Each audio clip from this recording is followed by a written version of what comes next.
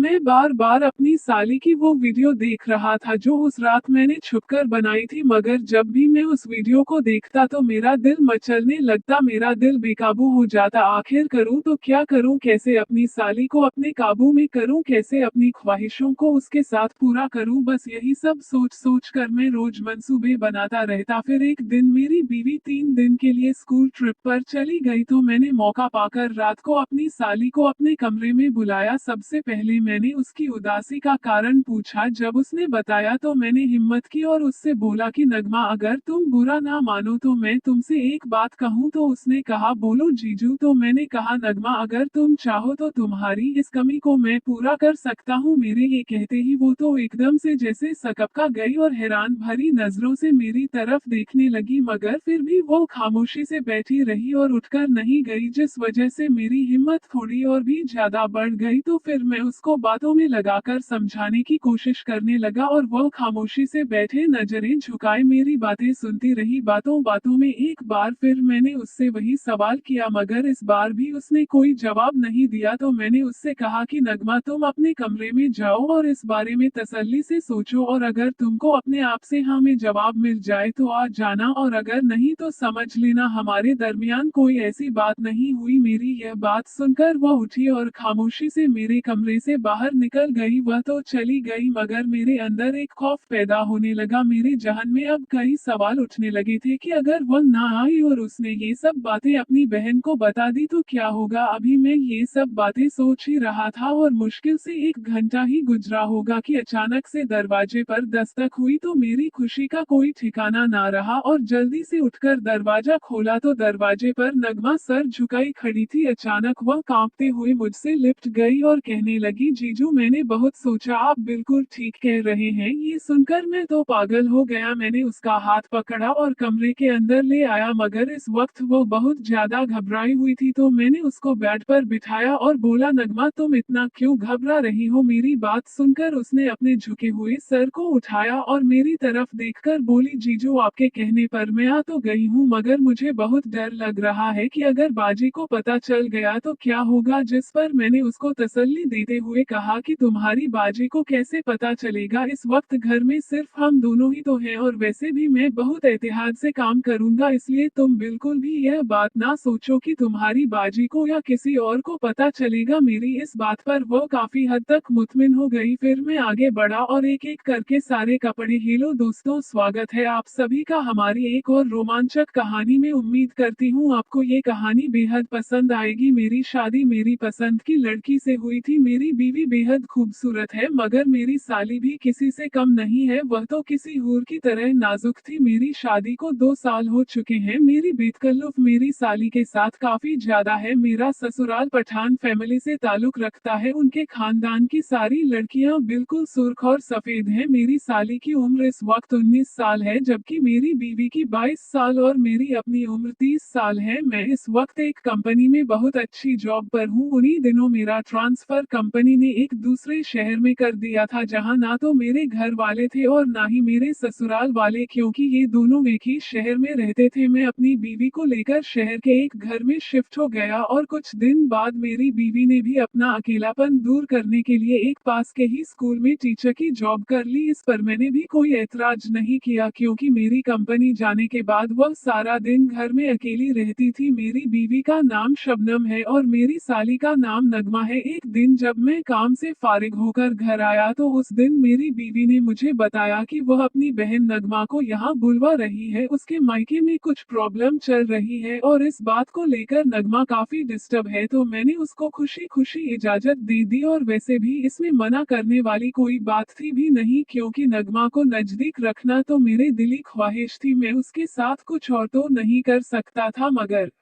उसको अपने करीब तो रख सकता था। हालांकि मेरे दिल में उसके साथ कुछ अलग ही वक्त गुजारने की शदीद ख्वाहिश है। फिर कुछ दिन बाद नगमा हमारे घर आ गई। उसके चेहरे की उदासी से मुझे अंदाजा तो ना हुआ, मगर यह समझ आ गया कि वाकई कुछ गड़बड़ है। खैर, मेरी साली नगमा आ गई। अब उसे कुछ दिन यहाँ रहना था, मगर वह मुझसे भी ज्यादा बातचीत नहीं करती थी। नगमा को रहते हुए 1 हफ्ता हो गया था। मैं और मेरी बीवी उसको तकरीबन रोज ना ही बाहर ले जाते थे और रात को देर से वापस आते ताकि नगमा का दिल बहल जाए। एक दिन मैंने अपनी बीवी से पूछा कि वजह क्या है जो नगमा इतनी उदास और अपसेट है, तो मेरी बीवी ने बताया कि अब्बू उसकी शादी उसकी मर्जी के खिलाफ करना चाहते हैं, मगर वो किसी और लड़के को पसंद करती है, जबकि अब्बू इसके खिलाफ जाकर अपने दोस्त के बेटे से उसकी शादी करना चाहते हैं। मैं ये सुनकर सोच में पड़ गया कि अब क्या किया जाए। नगमा तो किसी और में दिलचस्पी रखती है, अब तो वो कभी भी अपने करीब नहीं आने देगी। हर दिन ऐसे ही गुजरते रहे और मैं बस दूर दूर से ही देखकर अपनी साली को आंखें ठंडी कर लेता था, क्योंकि मुझे इस बात का बखूबी अंदाजा हो चुका था कि वह सिर्फ उसी लड़के में दिलचस्पी रखती है जिससे वो प्यार करती है, और अगर मैंने कोई हरकत की तो हो सकता था कि वह इस पर बहुत ज्यादा रिएक्शन लेती और फिर इससे मेरी घरेलू जीवी तबाह हो सकती थी। यही वजह थी कि उसके इतने करीब होने के बावजूद भी मैं कुछ ना कर सका। मगर एक रात मेरे सारे अंदाजे गलत साबित होने लगे। इस रात मैं अपने कमरे में सो रहा था कि अचानक से मुझे प्यास महसूस हुई, तो मैं उठा और कमरे से बाहर निकलकर पानी पीने किचन की तरफ चल पड़ा। मगर जैसे ही मैं किचन के करीब पहुंचा तो मेरे कानों में नगमा की बातें करने की आवाज आने लगी। मैं इस बात से बहुत ज्यादा हैरान हुआ, नगमा इस वक्त किचन में किससे बातें कर रही है। तो मैं किचन के करीब जाकर दरवाजे पर कान लगाकर सुनने लगा, मगर जैसे ही मैंने दरवाजे पर कान लगाया तो दरवाजा थोड़ा सा खुल गया। फिर जब मैंने अंदर झांक कर देखा तो मेरे होश उड़ गए, क्योंकि उसने एक हाथ से मोबाइल पकड़ा हुआ था और दूसरे हाथ से खुद को सुकून देने में मसरूफ थी। इस वक्त वह इतनी बेखबर थी, उसे अंदाजा भी नहीं हुआ कि उसे छुपकर कोई देख रहा है। शायद वह अपने बॉयफ्रेंड से बातें कर रही थी और हो सकता था कि उनकी गुफ्तगू इस हद तक जा पहुंची हो कि वह अपने आप को ना रोक सकी। यह सब देखकर मुझे हैरत का झटका तो लगा, मगर हैरत के साथ साथ मुझे खुशी भी हो रही थी, क्योंकि यह सब कुछ देखने के बाद तो मैं इसको अब आसानी से हासिल कर सकता था। फिर अचानक से मुझे किसी बात का ख्याल आया और मैं फौरन से दबे पांव अपने कमरे की तरफ बढ़ा और अपना मोबाइल लेकर वापस किचन के दरवाजे के पास आकर खड़ा हो गया, जहां वह अभी तक किसी काम में मसरूफ थी। मैंने फौरन से मोबाइल ऑन किया और वीडियो बनाने लगा। अब मेरे हाथों में नगमा की कमजोरी आ चुकी थी। फिर कुछ देर बाद मैं इसी तरह दबे पांव पानी पिए बगैर वापस अपने कमरे में आ गया, मगर अब मुझे नींद बिल्कुल भी नहीं आ रही थी। मैं पूरी रात उन्हीं सोच में गुम रहा और मंसूबे बनाता रहा कि अब किस तरह बात आगे बढ़ाई जाए जिससे वह आराम से मेरी बात मान ले। खैर, इसी सोच विचार में सुबह हो गई और मेरे ऑफिस जाने का वक्त हो गया। फिर मैं तैयार होकर कमरे से बाहर निकला तो मेरी बीवी नाश्ता बनाने में मसरूफ थी, मगर नगमा अभी तक कमरे से बाहर नहीं निकली थी। तो मैंने अपनी बीवी से पूछा कि नगमा अभी तक सो रही है, नाश्ता नहीं करेगी क्या? जिस पर मेरी बीवी ने जवाब दिया, हाँ पता नहीं अभी तक क्यों सो रही है, हो सकता है शायद उसकी तबीयत ठीक ना हो, मैं देख लूंगी, आप नाश्ता कर और ऑफिस जाओ, मुझे भी देर हो रही है स्कूल जाने के लिए। मैं उसकी बात सुनकर नाश्ता करने में मसरूफ हो गया और थोड़ी देर में ऑफिस के लिए रवाना हो गया, मगर ऑफिस में मेरा बिल्कुल भी दिल ना लगा और सारा दिन मैं मंसूबे ही बनाता रहा। इसी तरह 2 दिन गुजर गए और कुछ ना हो सका, मगर तीसरे दिन जब मैं शाम को ऑफिस से घर आया तो मेरी बीवी मेरे लिए एक खुशखबरी लेकर बैठी थी। उसने बताया कि स्कूल में एक सेमिनार हो रहा, उसको 2 दिन के लिए हेड क्वार्टर तलब किया गया है जो कि दूसरे शहर में था। मैंने उसके लिए कहा ठीक है, मैं ऑफिस में छुट्टियों के लिए अप्लाई कर देता हूँ, फिर दोनों साथ चलेंगे। तो उसने जवाब दिया नहीं, मुझे अकेले ही जाना होगा, किसी के साथ नहीं जा सकती, क्योंकि स्कूल की और भी टीचर्स हैं जो जा रही हैं, सारा इंतजाम स्कूल की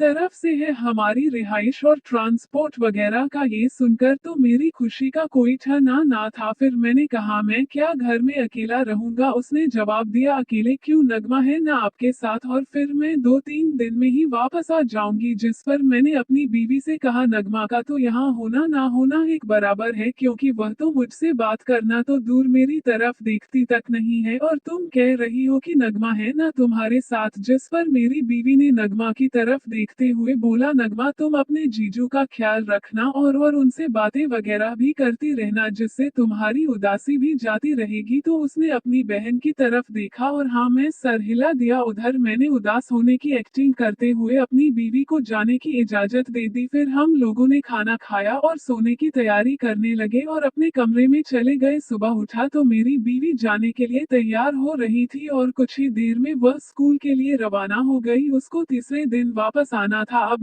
मैं और नगमा थे, मुझे भी अब ऑफिस जाना था तो मैं भी तैयार होकर ना चाहते हुए भी ऑफिस चला गया। खैर मैं प्लान कर चुका था कि आज तो कुछ ना कुछ करना है। ऑफिस में अपना प्लान तरतीब दिया और उस पर अमल करने का सोचा। मैं ऑफिस से शाम को वापस घर आया तो नगमा के अंदर कुछ अजीब सा बदलाव महसूस किया। ऐसा लगता था जैसे वह मुझसे कुछ कहना चाहती हो मगर वह कह नहीं पा रही, लेकिन मैं उसको नजरअंदाज कर रहा। फिर इसी तरह वक्त गुजरा और रात के खाने का वक्त हो गया। फिर हम दोनों साथ खाना खाने लगे। नगमा ने बहुत अच्छा खाना बनाया था। मैं खाना खाने के दौरान उसके खाने की तारीफ करता रहा मगर अब भी वो खामोश ही थी। खाना वगैरह से फारिग होकर नगमा तो बर्तन धोने चली गई और मैं चुपचाप अपने कमरे में चला गया। मुझे समझ नहीं आ रहा था कि नगमा से किस तरह बात शुरू करूं। फिर मैं मोबाइल निकालकर उसकी वो वीडियो देखने लगा जो मैंने उस रात को बनाई थी जब वो किचन में अपने बॉयफ्रेंड के साथ बात कर रही थी। अभी कुछ देर ही गुजरी थी कि दरवाजे पर दस्तक हुई तो मैंने फौरन से मोबाइल बंद कर दिया और बोला आ जाओ, दरवाजा खुला है। तो वह अंदर आ गई और आकर खामोशी से मेरे सामने बैठ गई। जब कुछ देर गुजर गई और वह कुछ ना बोली तो मैंने उससे पूछा कि नगमा क्या बात है, आज तुम पहले से भी ज्यादा परेशान लग रही हो। आखिर ऐसी कौन बात है जो तुमको इतना परेशान किए हुए है। मेरी यह बात सुनते ही वह एकदम से रोना शुरू हो गई तो मैं जल्दी से उठा और उसके नजदीक जाकर उसको अपने गले से लगा लिया और उसको तसल्ली देने लगा। कुछ देर रोने के बाद वह चुप हुई और मेरी जानिब सवालिया नजरों से देखने लगी तो मैं उसकी हिम्मत बांधते हुए बोला नगमा देखो, मुझे तुम अपना दोस्त समझो और तुम मुझसे अपने दिल की हर बात बिना झिझक कह सकती हो। तुम्हारी हर बात मेरे दिल में महफूज रहेगी और हो सकता है कि मैं तुम्हारी परेशानी का कोई हल भी निकाल सकूं। इतना कहकर मैं उसके और भी ज्यादा नजदीक हो गया और उसका हाथ अपने हाथ में ले लिया जिस पर उसने कोई ऐतराज नहीं किया मगर एक बार फिर उसने अपनी पलकें उठाकर मुझे देखा और फिर नजरें झुकाते हुए अपनी कहानी सुनाना शुरू कर दी। उसने बताया कि वह किसी लड़के से मोहब्बत करती है और उससे कई दफा मिल भी चुकी है और उसके सिवा किसी और से शादी नहीं करना चाहती और अब तो बिल्कुल भी नहीं कर सकती। जिस पर मैंने उससे पूछा कि क्या कहीं तुम दोनों ने आपस में कुछ कर तो नहीं दिया। ये सवाल सुनकर वह हैरत से मुझे देखने लगी। उसके चेहरे का रंग एकदम से बदल गया था मगर उसने कोई जवाब नहीं दिया। फिर कुछ देर खामोश रहने के बाद सर झुकाकर आहिस्ता से बोली नहीं, ऐसा कुछ नहीं किया मैंने। मगर यह कहते हुए उसकी जुबान उसका साथ नहीं दे रही थी तो मैंने कहा नगमा देखो, तुम मुझे सब कुछ सा साफ बताओ ताकि मैं तुम्हें कोई अच्छा मशवरा दे सकूं। तो वह बोली जीजू ऐसी कोई बात नहीं है, जैसा आप समझ रहे हैं हम मिले जरूर हैं, हमारी अक्सर मुलाकातें होती रहती हैं मगर हमने कोई गलत काम नहीं किया। उसकी बात सुनकर मैंने सोचा कि अब इससे दूसरे तरीके से ही पूछना पड़ेगा क्योंकि यह तो किसी बात का इकरार करना ही नहीं चाहती है और मुझे इस बात का पूरा यकीन था कि इन दोनों के दरमियान कुछ ना कुछ तो ऐसा हुआ है कि जिसकी वजह से यह इतनी बेचैन है। फिर मैंने उसको बातों में लगाए रखा और प्यार मोहब्बत दिखाकर उससे सारी बातें पूछने लगा और आखिरकार मैं कामयाब हो गया क्योंकि अब उसने मुझे वह सब बातें बता दी थी जो आज तक